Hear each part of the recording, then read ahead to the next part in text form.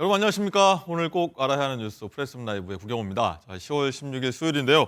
자, 오늘은 이 갑갑한 소식 말고 가볍게 여행 소식으로 문을 열도록 하겠습니다.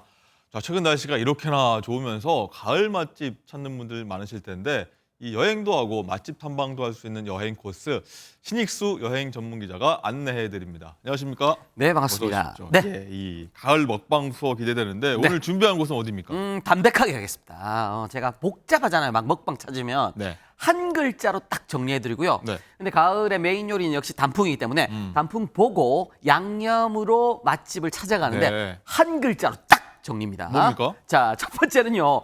묵 먹겠습니다. 묵. 아, 묵이다. 가을에 묵이 탄력받거든요. 네. 요즘에 또 수입산으로 무슨 뭐 다이어트 약 들어왔다 그러잖아요. 묵이요. 묵이 열량이 적고요. 네. 다이어트에 너무 좋아요. 우리 프레스룸 작가님들 꼭 기억하시고요. 자, 이게 어디서 먹냐면 대전으로 갈 겁니다. 대전입니까? 대전에 일단 단풍 봐야 되기 때문에 대전 하면은 지금 핫한 곳이 어디냐. 계족산이라고 산이 하나 있어요. 산이 쫙 펼쳐지는데 이게 어떤 거냐면 단풍이 물들어 있는데 그 모양 자체가 닭발을 닮았어요. 그래서 개족이다 이러고요. 아, 그렇군요. 닭의 발, 이것도 한 글자죠. 닭발이고요. 네. 그다음에 여기에 어떻게 돼 있냐면 임도를 따라서 한 14.5km. 예전에 이 일대에 개족산성이라고 산성이 하나 있었고요. 거기에 신라, 백제가 금강을 놓고 다퉜던 곳. 굉장히 치열했는데 지금은 요 황토길이 조성이 돼가지고 예. 이쁘장하게 발로 밟으면서 다닐 수가 있고요. 이게 지금 만추 홍엽이 쫙 질 무렵에는 정말로 절경이겠죠. 그 속을 맨발로 황토를 밟고 지금 화면에 나오잖아요. 네. 이렇게 황토를 밟고 가고요. 요즘에 전국구로 황토길이 되게 많이 생겼는데 전국 황토길의 원조입니다. 그래서 저기 한 바퀴 딱 돌고 나오시면 완벽하게 또 건강을 찾는 거죠. 그렇군요. 네. 단풍도 즐기고 맨발 여행까지도 네. 할 수 있고. 자, 그 수도권에도 뭐 개인적으로 끝내주는 맛집이 있다 이렇게 말씀해 준 적이 있는데 네네네. 어디입니까? 아, 수도권에도 있는데 네. 수도권 어디냐면 우리 한 글자니까 제가 떡으로 정리해드릴게요. 이번 떡입니까? 떡인데 예. 어디냐면 수도권에 가까운 곳에 경복궁역 내리잖아요. 네. 길 건너편에 통인시장이라고 있습니다. 아, 서울에? 시장으로 네. 가시면 시장 안에 그거 있어요. 기름 떡볶이. 아, 저도 들어봤습니다. 떡볶이인데 예. 기름 화면에 지금 나오죠. 저 안쪽으로 싹 들어가시면 저기가 워낙 기름 떡볶이로 유명한데 지금 손도 나오죠. 저게 이제 하얗게 달짝지근하게 하는 게 있고요. 그 다음에 빨갛게 양념해서 저렇게 반반씩 드시는 게 있어요. 저도 들어는 봤는데 아직은 못 먹어봤습니다. 저거를 드신 다음에 예. 우리 요즘에 저기를 가야 되는 이유가 하나 더 생겼습니다. 저기가 완전히 인기가 퀀텀 점프를 했는데 네. 통인시장 보시고 바로 옆 동네가 서촌이거든요.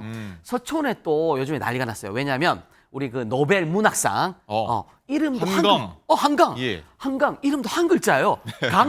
강씨 때문에 유명해졌는데 저기에 한강 씨가 운영하는 독립서점 있죠. 아, 그렇습니까? 독립서점 책방 오늘이라고 지금 화면에 나오죠. 예. 저 앙증맞게 산 3평 정도의 크기인데 저 안에 본인의 손때가 묻은 책들 있죠. 네. 직접 고르셨어요. 오. 그래서 저 책들을 전시해 놓고 있고요. 그다음에 저기다 메모지로 본인의 평가들을 하나씩 적어 놓은 게 되게 압권이에요. 그렇습니까? 그리고 저 안에 가시면 공중전화 부스가 하나 있는데 거기서 목소리들을 들을 수가 있어요. 공중전화를 딱 들고 소리를 들으면 되는데 1번이 버지니아 울프의 육성 문장들을 다 읽어줍니다.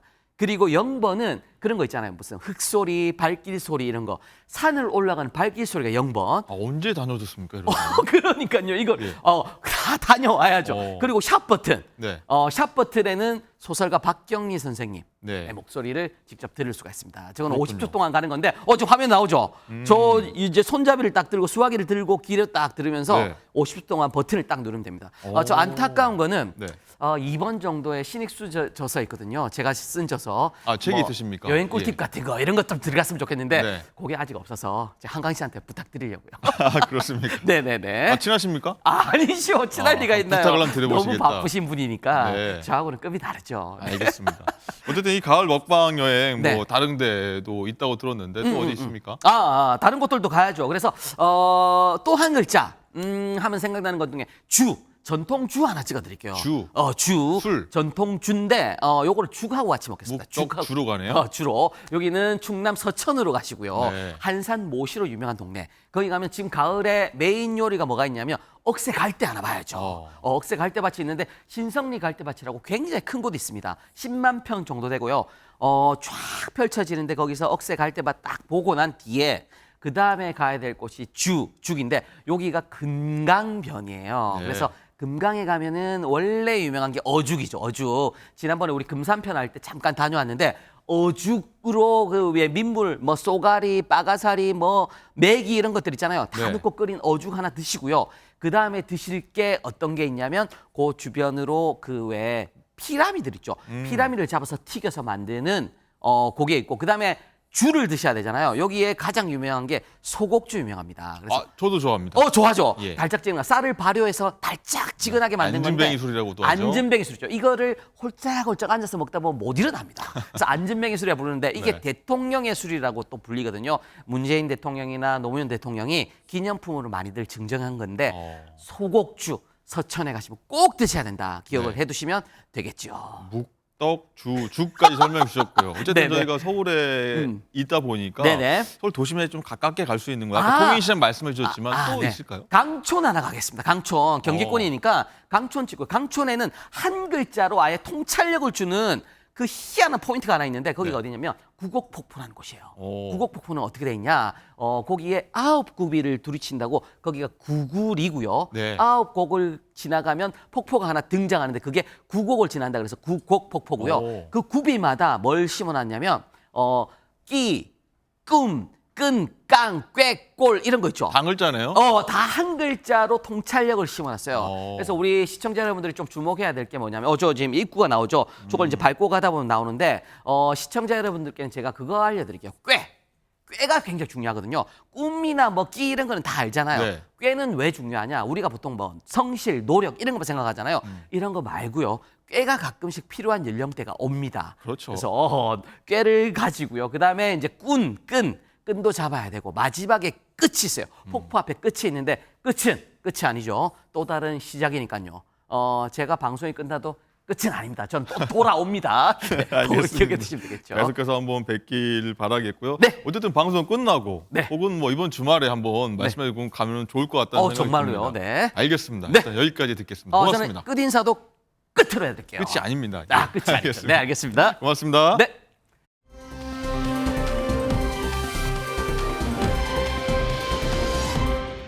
자, 그럼 이번엔 우리 사회에서 무슨 일이 있었나 한 번씩 보도록 하겠습니다. 연예 사건 전문가들과 함께 하도록 하겠습니다. 안녕하십니까? 안녕하세요. 어서 오세요. 예. 자, 먼저 이 어제 국정감사, 국회 국정감사에 이 사람이 등장해서 굉장히 화제를 모았습니다. 먼저 국감장에서 어떤 일들이 있었는지 영상부터 보겠습니다.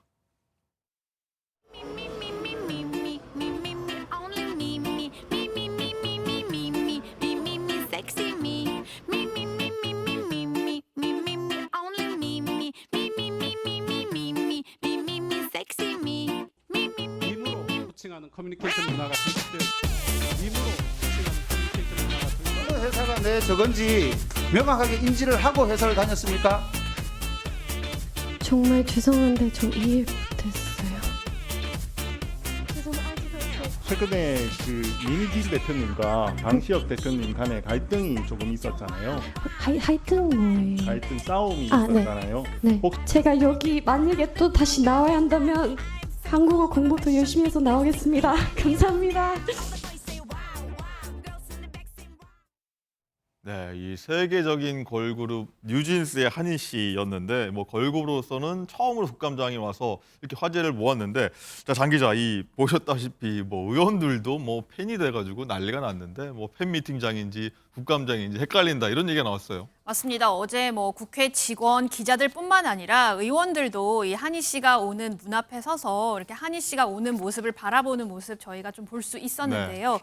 자, 그리고 어제 보통 국감장에 증인이나 참고인이 나오게 되면 이 의원들이 조금 호통을 좀 치잖아요. 많이 봐왔죠? 그렇죠. 호통을 치거나 뭐 이렇게 삿대질도 하거나 좀 네. 분위기가 안 좋아지는데 어제는 한희 씨를 뭐 참고인 이렇게 부르는 게 아니라 한희님, 뭐 한희 씨 한희님. 이렇게 네, 부르기도 했습니다. 자, 그런데 아까 보셨다시피 뭐 제가 잘 이해를 못했어요라고 말을 했는데 한희 씨는 사실 한국인이 아닙니다. 한희 씨는 어머니, 아버지 모두가 베트남 사람이에요. 그리고 호주에서 자랐는데요. 그래서 한국말을 하기는 하지만 이 사투리까지는 알아들을 수가 없거든요. 그래서 어제 이 경북 안동 출신이죠. 김형동 의원이 좀 전에 봤던, 그렇습니다. 예. 사투리로 질문을 하니까 못 알아듣게 있겠다. 그래서 동료 의원들이 좀 표준어로 좀 질문 좀 해라라고 하는 모습까지 저희가 볼 수 있었습니다. 자, 그런데 사실 어제 조금 눈살을 찌푸리게 하는 모습도 있었는데요. 환노위 국감장에 한희씨뿐만 아니라 정인섭 한화오션 거제사업장 사장이 증인으로 출석을 했습니다. 자, 왜냐하면 한화오션 거제사업장에서 올해만 이 원청, 하청 노동자 5명이 숨진 사고가 있었기 때문에 이와 관련해서 이 한화오션 거제사업장 책임자로서 이 위원들의 질문, 질타를 받기 위해 나온 굉장히 엄중한 자리였거든요. 자, 그런데 아주 행복한 미소를 지으면서 한희 씨와 셀카를 찍었고요. 의원들이 왜 한희 씨와 셀카를 찍었냐라고 하니까 그 대답이 정말 가관이었습니다. 목소리 한번 들어보시죠. 아까 한입함 셀카 찍으셨더라고요? 네. 네. 한이가 지금 굉장히 긴장을 하고 있었습니다. 그래서 셀카 찍으셨어요? 근데 이렇게 찍으니까 회사에서 사람이 죽어 나가는데 셀카를 찍고요. 네, 죄송합니다. 지금 웃음이 나옵니까? 아닙니다. 한희 씨가 긴장을 해서 정인섭 사장이 셀카를 찍었다라고 좀 말도 안 되는 변명을 했는데 이렇다 보니까 문제가 계속 커질 수밖에 없었겠죠. 어제 오후에 김희철 대표이사 명의로 한화오션에서 사과문까지 발표하기에 이르렀습니다. 자, 당사 임원의 적절치 못한 행동에 대해서 국민, 국회, 유가족 여러분께 깊이 사과드린다라고 말입니다. 네. 자, 홍종성 기자님, 저 한희 씨가 저는 외국 국적인지 사실 처음 알았는데 듣다 보니까 이 질문을 잘 이해 못하는 경우도 있었지만 다들 이렇게 좀 귀엽게 받아 넘긴 것 같아요. 네, 베트남계 호주인이에요. 이름이 한이팜입니다. 그래서 사실 이제 시작할 때는 한노위원장이 한이가 이렇게 말이 좀 서툴고 느릴 수 있으니까 양해를 해달라 이 말하기의 문제에 대해서 우려를 표했는데 그 전에 듣고 이해하는 것부터 조금 문제가 생긴 부분이 있었습니다. 아까 장 기자 얘기한 것처럼 이 경북 안동 예천의 지역구를 두고 있는 김영동 국민의힘 의원이 경상도 사투리를 이제 질문을 한 거예요. 근데 제가 이제 조금 경상도 사투리를 잘하지 못하지만 좀 전해드리면 내한테 월급을 주는 사람이 내한테 도움을 주는 사람이 업무 지시하는 사람이 누구일 것이다. 내 회사가 정확하게 어디인지를 인지하고 회사를 다녔냐 이렇게 물은 겁니다. 똑같네요. 그랬더니 한희 씨가 죄송하다 이해를 못했다 했는데 저는 사투리도 사투리지만 이 질문이 좀 아쉬웠어요. 뭐냐 하면 이 어떤 직장 내 따돌림 이거에 이제 뿌리까지 가보면 이게 어도 대표 민희진 대표와 이제 하이브의 어떤 갈등 양상이 그 바탕에 있는데 이것에 대해서 어느 회사가 네 회사인 줄 알았느냐. 이게 상당히 좀 의도가 내포돼 있고 이게 어른들의 일인데 사실 한희 씨가 며칠 전에 만 20살이 됐어요. 10월 6일에. 20살이요? 네, 얼마 전까지도 19살이었는데 이게 사실 어른들의 잘못에서 여기 국감까지 나와서 본인의 어떤 인권이라든가 이런 걸 얘기하는 자리인데 또 한 번의 편가르기처럼 네 회사가 어느 소속인지 아느냐. 사실 하이브와 어도는 한 회사입니다. 저는 또 이런 질문들부터 조금은 아쉬웠다는 생각이 들었습니다. 네, 뭐 직장 내 따돌림 때문에 일단 국감에 나왔다 한희 씨가요. 자, 참고연에서 구체적으로 어떤 발언했는지 이 한희 씨 얘기 좀 들어보도록 하죠.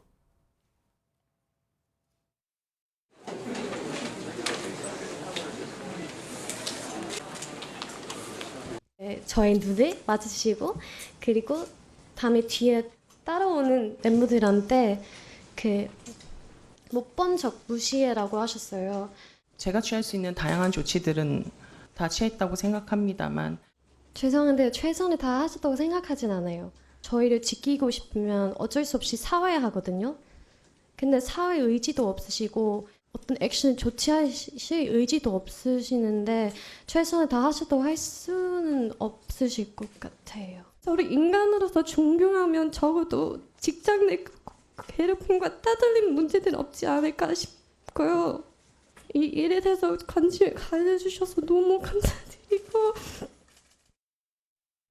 네, 이제 20살이 된다고 한희 씨가 마지막에 좀 막 눈물도 흘리고 울컥도 하고 했는데 굉장히 좀 힘든 일이 많았던 것 같아요. 감당하기 힘든 일. 그렇습니다. 한 걸그룹의 내에서 일어난 일이 아니라 지금 국감까지 간 것은 이게 예를 들면 뭐 다른 아티스트도 당할 수 있지만 다른 직장인들도 이런 거를 이런 분위기가 형성되면 안 된다라는 취지라고 생각을 하는데요. 지금 잠깐 나왔지만 이제 그 또 다른 이 하이브 아래에 한 6개의 레이블이 있습니다. 그중에 이제 다른 레이블 소속의 다른 걸그룹이 처음에는 지나갈 때 인사를 했다고 그래요. 서로 인사를 잘했고 복도에서. 네. 그런데 한 5분, 10분 뒤에 다시 이제 만났는데 그때 이제 매니저가 앞서가면서 못 본 척 무시해 이렇게 얘기를 했다는 겁니다.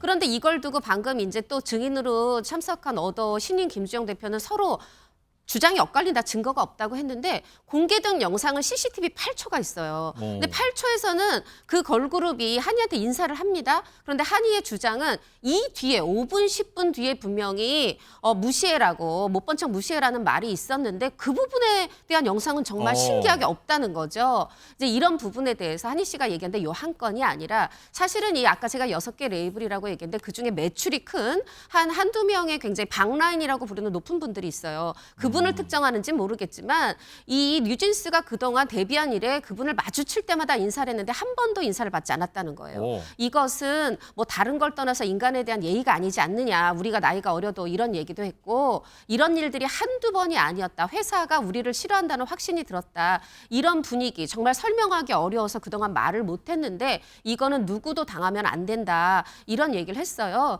이거에 대해서 이제 김주영 대표가 다른 뭐 연습생이라든가 이런 어떤 이제 사람과 계약이 다르다. 말하자면 아티스트는 우리의 어떤 종속 관계가 아니라 동등한 관계인데 이렇게 이제 얘기를 하자 여기서 계약은 다른지 모르지만 다 같이 사람이라는 거는 잊으시는 분이 있는 것 같다. 네. 한희 씨가 사실은 어리지만 굉장히 딱 핵심을 짚혀서 촌철살인했습니다. 그렇군요. 어쨌든 이번 국감 통해서 뭐 아이돌을 어떻게 지내는지, 뭐 신분은 어떻게 되는지 많이 알게 되는 상황 같은데, 자 정재인 변호사님, 예. 그럼 아이돌은 이 근로자로 인정이 안 되는 겁니까, 되는 겁니까? 뭐 기준이 어떻습니까? 예. 그 전통적으로는 근로자로 인정을 못 받아 왔습니다. 이제 근로자가 되려면 그 기준은 자신이 근로를 제공하는 대가로 임금을 받아야 되고요. 사업장에서 근로를 제공해야 되고요. 네. 그리고 그 사업장에서 사업주가 지휘 명령을 하면 그거를 따르는 관계에 있어야 되는 겁니다. 근데 그 사실 연예인과 어떤 에이전트나 이런 관계는 한쪽이 다른 쪽을 뭐 지휘 명령을 하고 또 매달 월급을 받고 뭐 그런 관계는 전통적으로 일반 회사 아니었기 같지는 때문에. 않다는 말씀이신 네네. 거죠? 예. 그렇기 때문에 근로자로 이제 그동안 아닌 걸로 대개는 인정받아 왔습니다. 예. 근데 지금 이런 경우에는 하이브나 이런 경우에는 이제 워낙 큰 에이전트가 뭐 한두 명짜리 에이전트가 아니라 워낙 영향력이 크니까 이거는 좀 다르게 봐야 되는 거 아닌가 하는 논의가 또 일각에서 요즘 또 일어나고 있는 것 같습니다. 네, 그렇군요. 어쨌든 이 한희 씨 걸그룹 멤버가 국감에 나와서 이런 일이 있었다. 또 시사한 점이 있어서 저희가 한번 다뤄봤고요.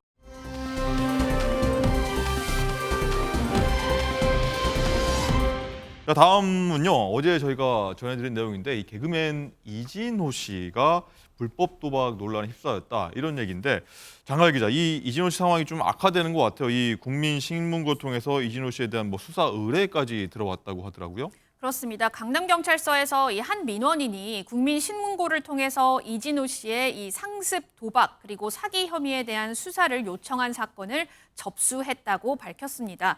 이에 따라서 경찰이 입건 전 조사죠. 그러니까 내사를 시작했고 곧 정식 수사가 시작될 것으로 보입니다. 민원을 제기한 사람은 온라인 커뮤니티에 글을 올리면서 자신이 직접 국민신문고에 민원을 신청했다라고 했고요. 유명인의 행동은 지금은 사실 사회에 큰 영향을 미치고 있기 때문에 그만큼 좀 철저한 수사가 필요해서 자신이 이렇게 민원을 제기하게 됐다고 말했습니다. 네, 어쨌든 이 이진호 씨에 대한 비판이 좀 컸던 게 이 동료 연예인, 뭐 개그맨 이수근 씨랄지 이런 분들한테 이 부모님 일 때문에 좀 돈 빌려달라 이렇게 해서 빌려가서 좀 많이 좀 파문이 있는 것 같은데 홍 기자님 어떻습니까? 피해자들 좀 속았지 않습니까? 속아서 돈을 빌려준 것도 있기 때문에 실망감이 더 클 것 같아요. 그렇죠. 이제 주로 했다는 얘기가 부모님 일 때문에 급하다, 병원비가 필요하다. 또 하나는 세금을 내야 한다. 사실 이제 연예인들이 최근 뭐 한 2, 3년간에 서로 만났을 때 좀 세금 얘기를 좀 많이 합니다. 저도 목격을 많이 했는데 이 얘기는 뭐냐면 신빙성이 있어 보였다는 거죠. 아, 요즘 세금 내는 철이지. 아, 너 돈 필요하구나. 근데 결국 요즘 뭐 여러 프로그램 나가니까 벌면 갚아주겠지. 해야지. 네. 그래 빨리 급한 불 꺼줘야지. 세금 밀리면 안 되지. 이렇게 상대의 어떤 약한 고리를 건드린 겁니다. 꾀를 부렸네요. 네, 거기다 부모님이 아프시다. 이런 얘기 하니까 이제 빌려줬는데 BTS의 지민 씨는 무려 이제 차용증을 썼다지만 1억 원을 빌려줬어요. 근데 갚겠다는 날에 갚지 않자 10년 안에 갚아라. 또 이렇게 좋은 호의를 보여주기도 했고 이수근 씨한테도 부모님 병원비가 필요하다고 했다고 해요. 그래서 돈을 빌려줬는데 요거는 갚았는데 이게 어떻게 보면 다른 걸 꺼서 또 돌려막기식으로 갚은 거죠. 그런데 집에 월세가 밀려 있는 걸 보고 또 이수근 씨가 이것도 빌려줬다고 해요. 그런데 여기까지도 다 허위였는데 나중에 이게 불법 도박 때문이었다는 걸 알았다는 거죠. 그래서 실망을 했는데 특히 이수근 씨 같은 경우는 나를 넘어서서 내 지인, 나를 통해서 알게 된 지인한테까지 돈을 껐더라는 겁니다. 이런 부분에 굉장히 어떤 인간적인 충격과 배신감을 느낀 사례들이 지금 이 소개해드린 2명뿐이 아니라 지금 여러 분이 호소하고 계십니다. 그렇군요. 어쨌든 상황을 계속 지켜봐야 될 것 같은데 대중들의 신뢰도 잃어서 나중에 프로그램 복귀도 쉽지 않다. 뭐 이런 생각도.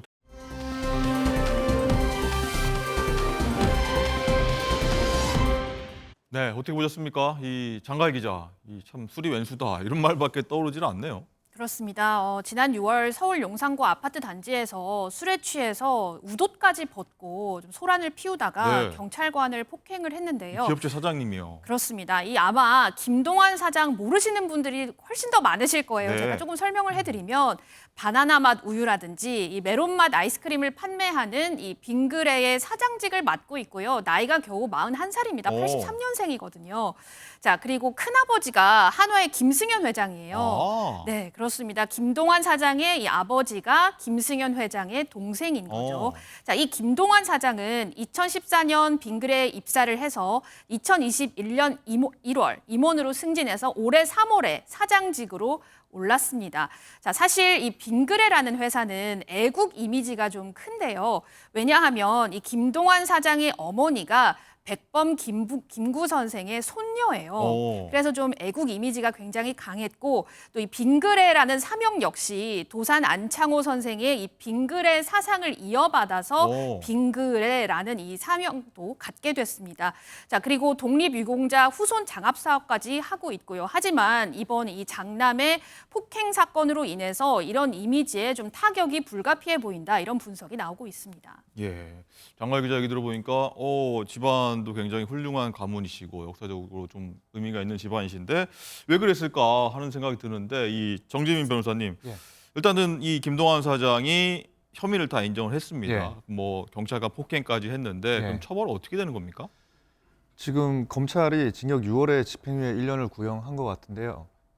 아마 이렇게 형량 예측하는 건 굉장히 좀 위험한 일이긴 한데 거의 그대로 인정되지 않을까 싶습니다. 지금 제일 중요한 건 이제 사안의 중요도인데 그 폭행 횟수가 전혀 가볍지가 않거든요. 그렇죠. 여기 현장에서 폭행도 있었다고 또 차에 가면서도 또 있었던 것 같고요. 그리고 그렇지만 이제 뭐 자백하고 반성하는 모습을 좀 보여주고 이런 모습도 있으니까 이제 검찰에서 집행유예를 구형한 것 같은데요. 6월 밑으로 받기는 쉽지는 않을 것 같습니다. 네. 그렇군요. 어쨌든 자, 많이 타격이 있을 것 같다. 좀 반성을 해야겠다는 생각.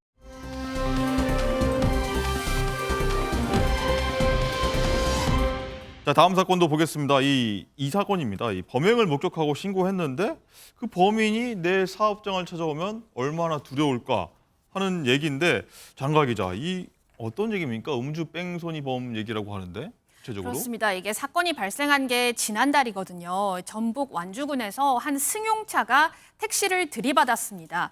승용차 운전자는 당시에 술이 취했는데 사고를 낸 직후에 자신의 귀중품만 챙겨서 도망을 갔어요. 그런데 이를 주변에 있던 한 가게 사장님이 그대로 목격을 하게 됩니다. 자, 그리고 112에 신고를 했고요. 결과적으로 포상금까지 받았거든요. 이 사장님은. 자, 그런데 잘 마무리가 될 줄 알았는데 갑자기 좀 이상하게 전개가 됩니다. 지난주 토요일에 이 뺑소니범이 이 목격자의 가게에 찾아왔다고 합니다. 그러니까 이 목격자, 경찰에 신고를 했던 목격자는 자신이 어느 가게를 운영한다는 걸 내가 알려준 적이 없는데 어떻게 뺑소니범이 이 가게에 찾아와서 신고하신 분 맞죠? 제가 여기서 뺑소니 낸 사람인데 신고하신 분 맞죠? 이렇게 몇 번이나 물어봤다고 합니다. 그런데 자, 목격자 입장에서는 굉장히 무서우니까 저희가 무슨 신고를 해요? 저희 아니에요 라고 반박을 한 뒤에 곧바로 이 사건 담당 경찰에게 연락을 했다고 합니다. 그래서 어떤 경유로 제 신상을 뺑소니범에게 알려줬냐 물어봤고 또 항의를 한 후에 경찰에게 한 가지 당부를 합니다. 혹시라도 제가 전화했다고 뺑소니범에게 말하지 마세요. 그러면 뺑소니범이 제가 신고한 거를 100% 확신을 하기 때문에 아무 말도 그냥 뺑소니범에게 하지 마세요라고 목격자가 신신당부를 했습니다. 그런데요. 얼마 있다가 경찰이 다시 전화가 옵니다. 목격자에게 전화가 와서 제가 뺑소니범을 혼쭐을 아주 내놨습니다. 라면서 왜 목격자에게 찾아갔냐 이렇게 내가 혼쭐을 냈으니까 다시는 이런 일 없을 겁니다. 안심하세요 라고 목격자에게 경찰이 얘기를 했다는 거예요. 자, 그러면서 어차피 이 뺑소니범 이제 집행유예 받을 거니까 괜찮아요. 해코지 안 할 거예요 라고까지 얘기를 했대요. 근데 그걸 누가 장담을 하나요? 판사도 아닌데. 자, 이 목격자는 지금 두려움에 떨면서 이사를 가야 하나 말아야 하나 이런 생각까지 한다는데요. 목소리 한번 들어보시죠. 가해자가 기증품이랑 챙겨서 이제 도주를 하는 거를 제가 봐가지고 바로 경찰에 연락을 해서 가서 경찰이랑 이제 같이 해가. 남편이 자리를 비운 사이에 들어왔는데 만약에 다른 마음을 먹고 왔으면 저는 좀 생각하기 싫은 상황이. 증거를 제시하면서 얘기를 하는 순간 제가 아차 싶더라고요. 내가 이 말을 하면 안 되는데. 자, 정재미 변호사님. 경찰 이 믿고 의지할 수 있습니까? 시민이 이러면? 네. 보통 범죄를 목격한 사람이 신고를 하고 싶어도 결국에는 내 신원이 알려지고 그럴까봐 두려워서 신고를 안 하는 사람이 진짜 많거든요. 근데 저런 일들이 자꾸 일어나고 알려지면은 더 누가 신고를 하겠습니까? 그러니까요. 자, 홍 기자님도 뭐 보시면서 좀 황당했을 것 같습니다. 아니 전화번호로 문자만 와도 굉장히 위압감을 느꼈을 텐데 내 거주지 안으로 들어왔어요. 내 가족이 오가는 곳입니다. 굉장히 정말 두려움에 떨었을 거고 이사를 고민하는 마음이 충분히 이해가 되고요. 사실 저도 지인이 그 납치 현장을 목격을 했습니다. 그래서 이제 신고를 했는데 경찰서에서 포상 관계로 뭐 전화번호, 이름, 주소를 알려달라고 했는데 저의 지인은 혹시라도 몰라서 이게 굉장히 어떤 흉악한 사건이기 때문에 포상을 받지 않아도 된다 하고 본인의 개인 정보를 공개하지 않았거든요. 그렇게 했던 마음이 또 한 번 공감이 되는 상황입니다. 그렇군요. 누굴 믿어야 됩니까? 경찰 이번 건 유심히 보시고 좀 대책 마련이 필요하다 이런 생각이 듭니다. 자, 오늘 말씀 여기까지 드리겠습니다. 고맙습니다.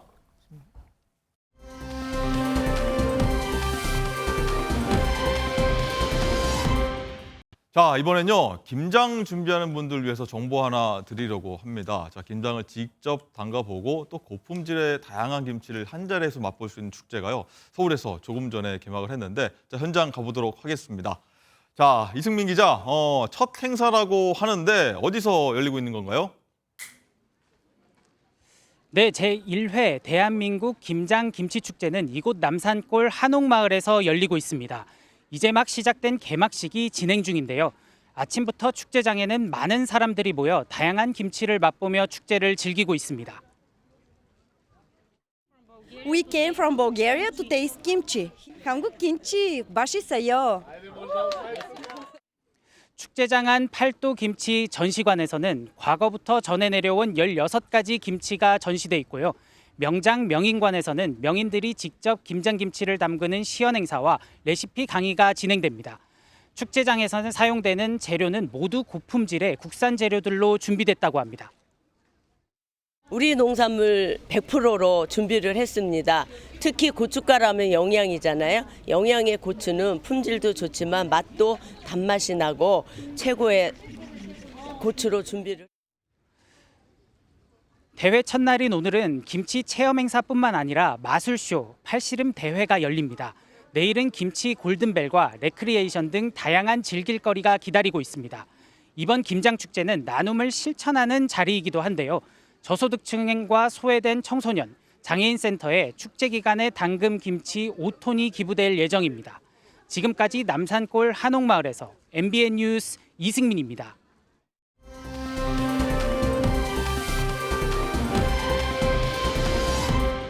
네, 들으신 것처럼 자, 우리 오빠를 용서해 주세요라는 메시지인데, 자, 메시지 뭐 주고받은 시점이나 맥락은 뭐 확인이 안 되는데 어쨌든 오빠라는 인물이 등장해서 김 여사가 이렇게 언급을 합니다. 자, 김광삼 변호사님, 이 오빠에 대해서 뭐 많은 분들은 오빠를 김 여사가 윤 대통령을 지칭하는 거다라고 했지만, 대통령실은 이거 김 여사 친오빠를 지칭한 거다 이렇게 해명을 했는데, 자, 실제로 김 여사는 윤 대통령을 뭐라고 부르는지도 궁금한 대목입니다. 일단 이제 명태균 씨하고 대통령 부부하고 무슨 관계냐, 네. 또 실제로 뭐 국정에 관여를 했느냐, 공천 개입을 했느냐, 아니면 이제 경선 관여에서 무슨 역할을 했느냐, 사실은 이게 본질이거든요. 그렇죠. 근데 갑자기 명태균 씨의 카톡이 공개되면서 폭로와 카톡까지 이어졌습니다. 오빠 논란이 되고 있어요. 네. 이 모든 것이 블랙홀이 오빠가 되고 있는 거예요. 예. 그 이유가 뭐냐면 여기에서 오빠라는 사람이 누구이냐, 친오빠냐, 아니면 대통령이냐. 네. 그런데 사실 전체적으로 맥락으로 보면 이제 대통령으로 볼 수 있는 여지도 있거든요. 물론 이제 대통령실에서는 친오빠를 의미하는 것이고, 그 당시에 친오빠가 워낙 명태균 씨가 허풍을 떠니까 이제 그런 사람 만나서는 안 된다랄지 여러 가지 이제 비판을 했다는 거예요. 명태균 씨에 대해서 주위에. 그러니까 이제 거기에 대해서 이제 사과의 말씀을 드린다는 얘기인 것 같은데, 이 문제가 뭐냐면 지금 저 부분만 딱 떼고 얘기를 하잖아요. 근데 지금 이준석 씨가 나온단 말이에요. 이준석 의원이 나온단 말이에요. 그 당시 대표. 그러면 그 맥락에 보면 저 카톡에 친오빠가 들어갈 여지가 없어요. 그러면 이게 정말 대통령이라고 볼 수밖에 없는 그런 이제 상황이기 때문에, 뭐 대통령 입장에서 아니라고 하지만 뭐 야당도 마찬가지고 상당히 많은 사람들이 저건 대통령을 좀 의미하고 있다 이렇게 보이는데, 이 대통령을 의미하고 있다고 한다면 이게 상당히 엄청난 일이죠. 왜냐하면 사적인 대화를 할지라도 그 내용에 그런 거 있잖아요. 철없이 떠든다랄지, 지가라는 얘기 나오고, 무식해서 아무것도 모른다 이런 내용이 나오잖아요. 네. 그러면 설사 명태균 씨를 달래기 위해서 한다고 할지라도 이 오빠가 윤 대통령을 가리킨다고 한다면 이건 엄청난 파장을 일으킬 수 있는 그런 단어예요. 그래서 이제 그 단어가 뭐 친오빠냐 아니냐, 그런데 이게 여기서 그치지 않고 대통령실은 친오빠라고 얘기했지만 또 명태균은 친오빠라고 했다가 아니라고 했다가 이제 대통령이라고 그렇습니다. 또 얘기를 하고 있단 왔다 말이에요. 갔다 하고 있습니다. 그래서 향후에 또 계속 공개를 하겠다고 하니까 이 문제의 끝이 어디인지를 모르겠어요.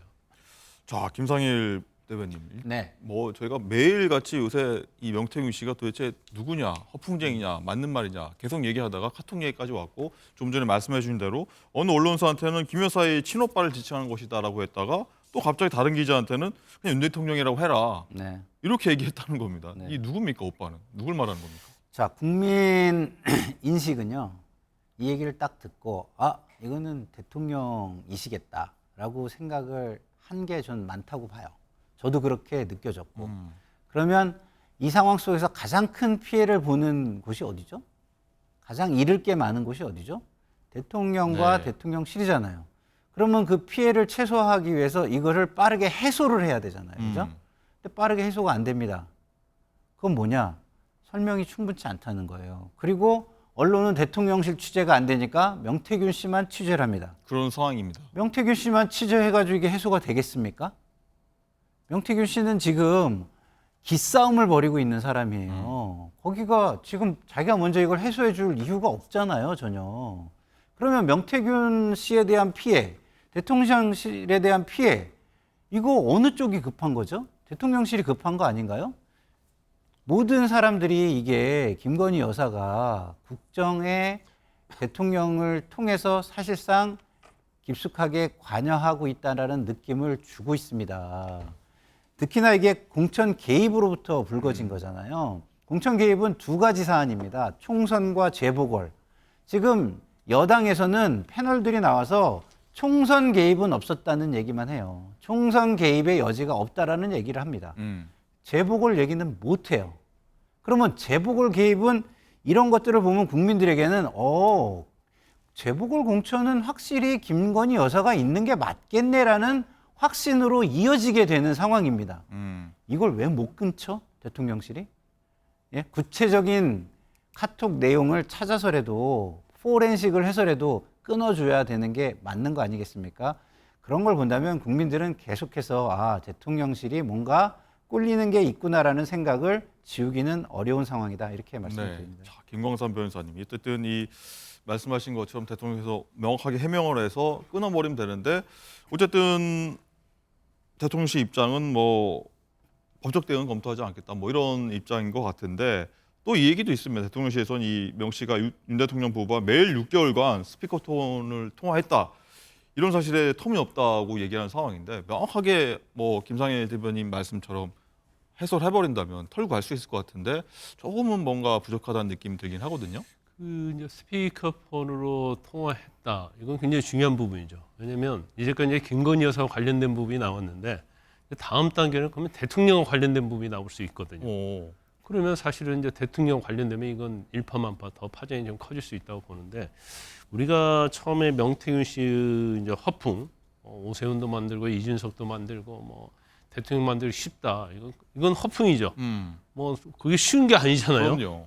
이제 그런데 문제는 뭐가 있냐면 이게 허풍이라 할지라도 대통령이나 대통령 부부하고 어떤 관계였느냐. 그럼 매일 통화를 했다고 하는데 저 말이 거짓말일 수도 있고 아닐 수도 있을 거예요. 근데 저건 어렵지 않아요. 확인하는데. 왜냐하면 통화 내역조에 보면 다 아는 건데 또 저기에 보면 스피커폰을 했다는 거예요. 그러면 3자 통화를 했다는 거 아닙니까? 그럼 대통령이 관여했다는 것이 전적으로 드러나는 거고 대통령 입장에서 이제 사적인 대화라 이런 얘기를 하고 있어요. 그런데 뭐 내용을 보면 사적인 대화로 보입니다. 근데 명태균 씨가 뭐라고 얘기하냐면 그럼 공적인 대화도 한번 내가 계속 퍼 날라볼까 이런 얘기를 해요. 네. 그러면 지금 나온 카톡은 시작이 불과하다는 거죠. 그럼 계속 대통령 부부와 관련된 카톡 이런 것들이 계속 또 나올 수 있으면 뭐 국정 운영이 제대로 되겠습니까? 그리고 약간 그 대통령실의 대응 방법도 제가 볼 때는 굉장히 아마추어적이다. 그 이유는 여러 가지가 있을 수 있겠죠. 정말 당당하고 그런 일이 없다고 한다면 정면 돌파를 하겠는데 그런 일이 어느 정도 있기 때문에 정면 돌파를 못하다 보니까 뭔가 폭로가 나올 때마다 찔끔찔끔 하는데 그 찔끔찔끔 하는 거에 대해서 또 명태균 씨가 근거를 가지고 또 아니다고 공격을 한단 말이에요. 그러다 보니까 지금 뭐 거의 명태균이라는 늪에 지금 빠져들어가고 있다 이런 생각이 들어요. 그래서 아까도 제가 말씀드렸지만 이제 시작이 불과한 거고 앞으로 더 얼마나 더 충격적이 나올 것인지 참 걱정되는 부분이 많이 있죠. 네. 어쨌든 이 뭐 주변 얘기를 들어보면은 이 오빠라고 하는 부분에 대해서 뭐 아는 분들은 친오빠가 사실 이런 부분이 있다. 김건희 여사 카톡에서 얘기했던 그런 부분이 있기 때문에 친오빠가 맞다는 의견도 있어서 같이 말씀드리고 어쨌든 말씀하신 것처럼 이 명 씨가 이런 어제 뭐 공개했던 그런 카톡 캡처본 이런 것들이 2,000장이 있다. 이런 얘기까지 하고 있는데 추가 폭로까지 이어질지 관심인데 그 목소리 한번 듣고 오겠습니다. 내가 분명히 여러 번 경고했어요. 내 가족은 건들지 마라. 내가 죄가 있으면 죄를 받으면 되죠. 그리고 다 까나. 그럼 가져야죠. 그 지가 한번 감당해보지. 자료정리 싹 해야 돼요. 자료정리해갖고. 내가 매일 터져줄게요. 매일. 예. 굉장히 많은 말을 쏟아내고 있는데 명 씨가 이런 이유가 김재원 국민의힘 최고위원이 계속 뭐 다른 말을 하기 때문에 이렇게 자기가 폭로할 수밖에 없다. 이런 얘기를 하고 있는데 자 김상일 부대변인 이 상황 어떻게 보십니까? 김재원 최고 때문에 내가 계속 폭로하고 있는 거다. 그러니까 김재원 최고를 고리로 여권 전체 그다음에 용산 대통령실에게 다 경고를 보내고 있는 거라고 저는 봐요. 그리고 기싸움을 하고 있는 거라고 봅니다. 그게 뭐 수사가 시작됐기 때문에 그렇죠. 본인을 좀 보호하려는 거 그렇죠. 차원입니까? 공천 개입과 관련해서 나하고 보조를 맞춰야지 나를 사기꾼으로 몰고 허풍쟁이로 몰아서 당신들만 살려고 하면 안 돼. 그러면 나 혼자 죽을 수는 없어.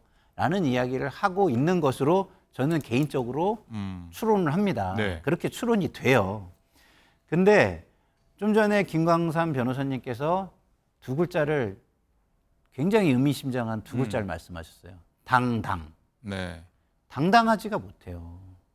이렇게 국민적 의혹이 되는 사안이 일어나면은요, 적어도 국민을 존중한다면, 그리고 국민을 조금이라도 생각하는 마음이 있다면, 당사자들이나 아니면 책임 있는 사람이 기자회견을 열고 설명을 해야 합니다. 안 하잖아요. 그리고 명태균 씨 이런 얘기도 합니다. 김재원 어제 고발한다고 했는데 왜 안 했어? 오늘 당장 한다며. 못 하잖아. 오세훈 시장 공소장 써놨다고 했는데 왜 써놓기만 해? 접수시켜야지. 왜 접수시킨다는 말은 못하고 써놨다고만 해. 이렇게 얘기를 합니다. 그게 뭐냐? 나를 더 협박하지 마. 그거 아무 의미가 없어. 라는 이야기를 하는 거예요. 자, 왜 명태균이라는 한 사람, 일개 개인입니다. 권력이 있습니까? 없습니다. 그리고 대통령실이나 권력이 무서워서 그 사람에게 동조할 사람도 많지 않을 겁니다. 근데도 이렇게 온 나라의 가장 최고 권력이 벌벌 떨어야 합니까? 이해할 수가 없잖아요. 하루빨리 해소하지 않으면 이 현 정권의 정통성과 권위는 완전히 하나도 남지 않는 상황이 올 겁니다. 시간이 지나면 지날수록 안 좋은 거예요.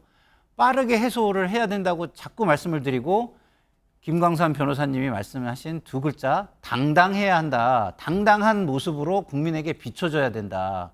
당당한 모습으로 안 비춰지면 현 정권은 앞으로도 아무 일도 하기 어려울 것이다. 이런 말씀을 드립니다. 알겠습니다. 어쨌든 뭐 명태균 씨 때문에 뭐 계속 공격이 이어지면 또 폭로가 이어져서 여건이 정말 대혼란에 빠지는 분위기인데 이런 상황에서 한동훈 대표도 어제 관련해서 목소리를 냈습니다. 한번 듣고 오시죠. 김 여사가 윤 대통령을 뭐라고 제가 좀 편한 자리이긴 하지만 그런 얘기까지 제가 하기에는 좀 부적절한 것 같고요. 국민이 보시기에 안 좋은 일들이 반복해서 생기고 있습니다. 국민의 걱정과 불안이 커져가고 있는 거고요. 그것 때문에 제가 이미 말씀드린 그런 조치들을 신속히 그리고 반드시 실행하는 것이 저는 필요하다고 생각합니다. 네. 오늘 재보선 날인데 뒤에서 뭐 말씀하겠지만요. 가장 답답한 사람 중에 한 명도 아마 한동훈 대표일 텐데 김광삼 변호사님, 또 표정에서도 좀 답답함이 좀 느껴집니다. 일단 김건희 여사가 윤 대통령을 어떻게 부르는지는 아마 한동훈 대표는 잘 알고 있을 겁니다. 그래 오빠라고 부르는지 뭐 아저씨라고 부르는지 총장님이라고 부르는지 모르겠어요. 그런데 지금 저 자리에서 한동훈 대표가 할 수 없어요. 왜냐하면 저게 어떤 한마디를 던지면 이건 엄청 일파만파가 될 거예요. 예를 들어서 오빠라고 부른 적이 있다 이렇게 해버리면 명태균 말에 완전히 신뢰가 가버리는 거고 또 뭐 그렇게 아니다고 얘기한다고 해서 또 명태균 말이 다 거짓말이다 또 이렇게 볼 수도 없어요.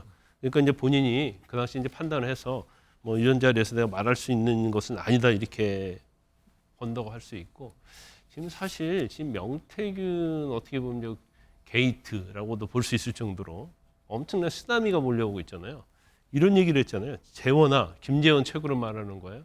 너의 새치였 때문에 보수가 또 망하는구나. 명태균 씨가 SNS에 올린 글이죠. 이건 망하게 하겠다는 의지를 얘기한 거거든요. 그러면 본인의 대화의 어떤 그 카톡 내용이 사적이든 공적이든 이건 대통령 부부와 관계이기 때문에 사적 공적이 사실은 중요하지 않아요. 이것이 발표될수록 대통령실은 궁지로 갈 수밖에 없거든요. 그런 거 알고 있는 거예요. 그래서 어떻게 보면 굉장히 아이러니컬하는 거예요. 대통령이라는 거대한 권력을 명태균이라는 이런 정치 브로커가 잡고 흔드는 거고 여권은 완전히 자기 손바닥에 놓고 쥐락펴락하고 있는 이런 웃기는 상황이 지금 되고 있는 것이다 이렇게 봐요. 그러면 거기에 대한 관련된 피해는 사실 대통령하고 대통령 부부는 당사자이 있기 때문에 뭐 당연히 정말 잘못했다고 한다면 거기에 대해서 자신들이 책임을 져야 하는 거고. 그런데 여권이랄지 뭐 한동훈 대표 이런 사람들은 잘못이 없잖아요. 근데 그 쓰나미에 의해서 타격을 받을 수밖에 없는 그런 이제 상황이 되고 있다 이렇게 봅니다. 김상일 대변인 이게 듣고 한번 바로 얘기 시작할 텐데 어제 말씀하신 대로 조금 전에 서울시 행안위 국감에서도 이 명태균 씨 관련해서 오세훈 시장이 집중 난타가 이어졌는데 이 얘기 듣고 김상일 대변인 말씀 드리도록 하겠습니다. 시장님 살려달라고 울었다라고 명태균 씨가 이야기를 하고 있습니다. 그런 사실 있습니까? 국정감사장에 어울릴 법한 질문은 시장님 그거 본인이 판을 짰다고 주장을 합니다. 이 부분에 대해서 동의 안 하시죠? 아유, 허무맹랑한 소리죠. 명태균 씨에 대해서 명예훼손으로 고소할 생각 있으십니까? 네, 고소장은 써놨습니다. 명태균 씨는 시장님에 대해서 잘 아시고 관련해서 협박까지 하고 계신데 고발장 제출하실 겁니까? 예, 하여튼 뭐 앞으로 하는 걸 봐서 결정하려고 합니다. 예. 네, 김상일 대변인 이 네. 모습까지 어떻게 보셨는지요? 오세훈 시장 얘기하기 전에 네. 좀 아까 이제 그 김건희 여사, 명태균 씨 그 카톡 내용 관련해서 짧게 하나 말씀드릴 게 명태균 씨가 모 방송사 라디오와 인터뷰하면서 이런 얘기를 해요. 자, 김종인 대표가 연기만 잘하라고 한 게 어디서 나온지 아십니까? 그게 저로부터 나온 겁니다. 라고 얘기를 하면서 뭐라고 하냐면 김건희 여사가 전화 가서 지금 우리 오빠 상태가 어떤가요? 라고 물어서 제가 연출도 필요하고 거기에 시나리오 쓰는 사람도 필요하고 그래서 시나리오는 내가 써줄 테니까 연기만 잘하라고 하세요라는 식으로 얘기를 합니다. 여기에서 무의식 중에 명태균 씨가 뭐라 그러냐면 김건희 여사가 자기한테 우리 오빠 상태가 어때요? 라고 물었다고 얘기를 했어요. 네. 그 얘기 뭐냐? 본인은 계속해서 우리 오빠라는 표현을 들어왔다는 거를 반증하는 겁니다. 이 부분이 해명이 돼야 된다는 말씀을 드리고 싶어서 아까 잠깐 말씀을 드린 거고요. 예. 오세훈 시장과 관련해서는 좀 아까 제가 말씀을 드렸어요. 고소장을 써놨다고 했습니다. 근데 마지막 뭐라고 합니까? 하는 걸 봐서요. 이것도 뭐냐? 상대를 압박하거나 우호적인 표현을 보내는 겁니다. 나는 당신이 아무 얘기 안 하면 별로 여기 끼고 싶지 않아. 참전하고 싶지 않아. 네. 라는 메시지를 보내는 거예요. 그럼 국민들 입장에서는 오세훈 시장이 또 뭔가 좀 당당하지 못하구나 이런 느낌을 받을 수밖에 없는 장면이다 이런 생각이 듭니다. 알겠습니다. 어쨌든 뭐 두 분 말씀 들어도 오빠가 누구를 지칭하는 건지 사실 뭐 명확하지는 않으니까 한번 상황을 좀 지켜.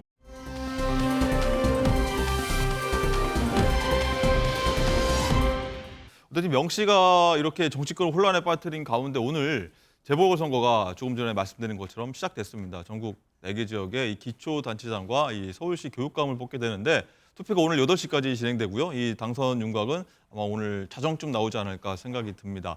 자, 이번 선거에 당대표들 명운이 달렸다 이런 얘기가 많이 나오는데 자, 어제까지 여야의 총력전이 막판까지 이어졌습니다. 그 모습 영상으로 보고 오겠습니다. 저희가 진심을 다해서 여기까지 왔습니다. 저희에게 우리가 약속한 일을 윤희련과 우리 국민의힘이 실천할 수 있는 기회를 주십시오. 하루 남았습니다. 저희가 잘하겠습니다. 잘하면 잘했다, 못하면 못했다 이렇게 심판을 해야 우리의 대리인들이 자신의 몫을 합니다. 이번 보궐선거 투표에 많은 분들이 꼭 참석해 주시기를 부탁드립니다. 묻지도 따지지도 않고 단지 번호만 보고 찍는 투표 이제 끝나야 합니다. 낡은 선거입니다. 네. 보면은 최대 격전지를 보니까 이 부산 금정구 정도가 이제 꼽히는데 특히나 이 야권 후보가 단일화되면서 이 각종 여론조사에서 민주당과 국민의힘 후보가 굉장히 접전의 관계가 있다 이렇게 나왔는데 자 김광삼 변호사님 이 여권에 굉장히 위기감이 있는 것 같습니다. 한동훈 대표가 여기 6번이나 찾았습니다. 일단 명태균 사태가 선거에 영향을 미칠 거예요. 근데 미치는 정도가 과연 국민의힘 후보가 패배하는 선거가 될 것인지 아니면 여기서 기사회생으로 살아나는 그런 선거가 될 것인지 될 거예요. 그럼 여기서 패배하게 되면 과연 이 패배 책임 누가 있는가? 명태균 사태를 촉발한 대통령이 있는 건가? 아니면 대표로서 선거를 잘못 치는 한동훈 대표의 리더십이 문제가 있는 건가? 아마 이거 가지고 또 문제가 또 될 거예요. 더군다나 대통령실과 한동훈 대표의 어떤 간극도 훨씬 더 벌어질 수 있고 경우에 따르면 독대도 이루어지지 않을 가능성이 상당히 않을 있다. 수도 있다. 이렇게, 뭐 다음 주 초에 있는 이렇게 예정된. 봅니다. 그런데 제가 아까 쓰나미라는 얘기를 했잖아요. 예. 이건 대통령 부부하고 관계된 일이기 때문에 이걸 제3자가 어떻게 할 수 있는 영역은 아니에요. 그런데 불구하고 쓰나미는 쓰나미 일으킨 사람만 가는 게 아니고 주위 사람들도 다 미치는 거 쓸어가는 거거든요. 그렇기 때문에 굉장히 지금 여권은 어려운 상황이 있다 이렇게 봅니다. 그래서 일단 오늘 투표가 굉장히 박빙하는 얘기 많이 있으니까 투표 결과를 한번 봐야 할 것 같습니다. 네. 자, 김상일 대변인, 뭐 네. 저희가 시간이 없어서 마지막 한번 여쭤볼 텐데 이 윤 대통령과 한동훈 대표 다음 주 초에 어떤 독대, 이 선거 결과에 따라 어떻게 될 건지 누구 책임이 뭐 공과가 있을 거거든요. 네. 어떻게 보십니까? 자, 지역 선거가 정권 심판 선거가 되고 있어요. 그죠? 지역 선거는 원래 어떻게 치릅니까? 그 전에 지자체장이 잘했느냐 못했느냐. 이거 가지고 많이 그렇죠. 치르게 되는 거예요. 정권 심판 선거가 됐으면 대통령실이 책임을 져야죠. 근데 그 책임에 플러스해서 위기감이 있어야 돼요. 그래서 충분한 위기감이 있다면 독대는 이루어질 것이고요. 독대가 이루어지지 않는다면 대통령실은 여전히 위기감을 느끼지 못하는 거기 때문에 계속 추락의 길로, 나락의 길로 가지 않을까 이렇게 저는 예상이 됩니다. 알겠습니다.